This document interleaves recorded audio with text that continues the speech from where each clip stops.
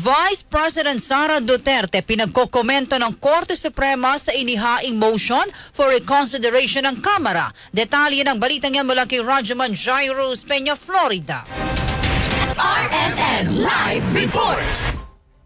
Pinagkokomento ng Korte Suprema sina Vice President Sara Duterte kaugnay sa motion for reconsideration na inihain ng House of Representatives sa ruling na nagdedeklarang unconstitutional o labag sa saligang batas ang impeachment proceedings laban sa pangalawang Pangulo. Bukod kay VP Sara, pinagkokomenta rin ng kataas-tasang hukuman si Attorney Israelito Torreon na naghain din ng petisyon laban sa impeachment. Ngayong araw, tinalakay ng Supreme Court en banc ang dalawang petisyon kung saan binigyan ng 10 araw sina Duterte at Torreon para magkomento sa motion ng Kamara.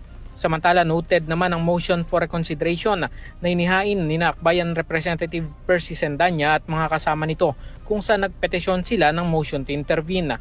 Noong July 25 ng katigan ng Supreme Court ang petisyon upang ibasura ang ikapat na impeachment complaint laban kay VP Sara dahil sa paglabag sa 1-year rule ban at due process requirements. Kasama mo sa DCXL RMN Manila, Radyo Jairus Peña, Florida, Tatak RMN.